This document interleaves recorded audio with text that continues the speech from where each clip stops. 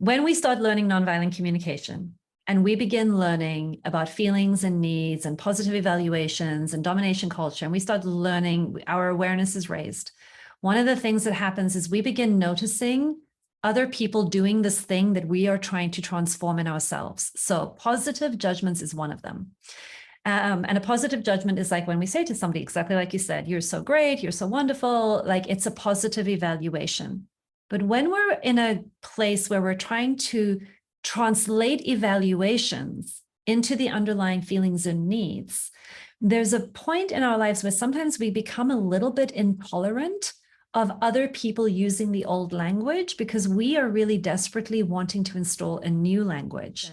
When somebody makes a positive evaluation of me, what is a nonviolent response to that? How do I hold that? What do I do with that in a way that is still in integrity with what I'm wanting to practice? Okay.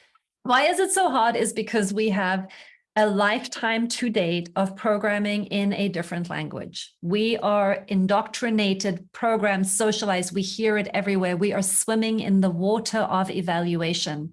And so we can't help but absorb it. So we will absorb it and everybody else will absorb it. And that is our like default programming. And it takes consciousness to change it.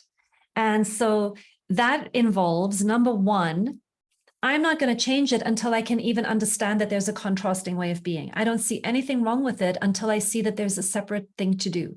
Like if I think that's just how we do it, I'm going to take it for granted and I'm never going to question it because I don't know that there's a different way.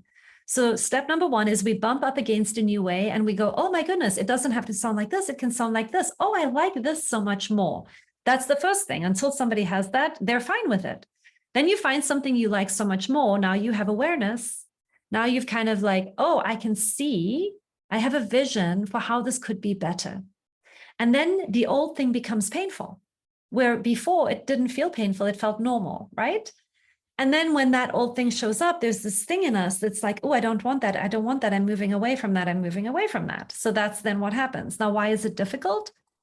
Well, we have years of training. It's in our body system. It's in our muscle memory. It's just like this highway that we go to under stress.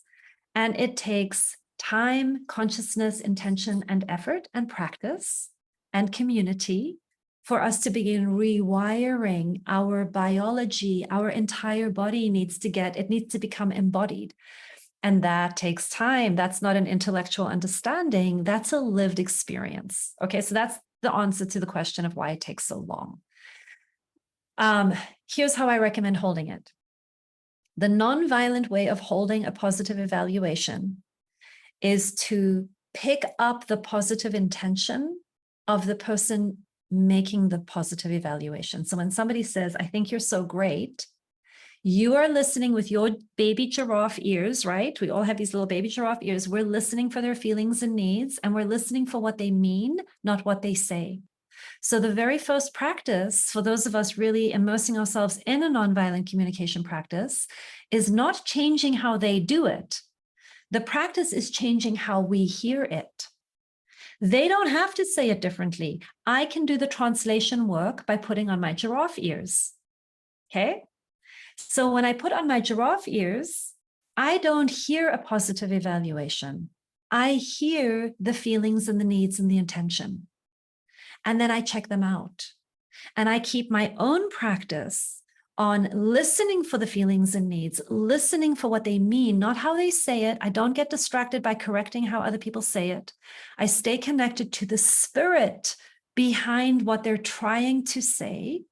And I ask about the feelings and needs, and I ask for the information that would help me get more connected to what they mean.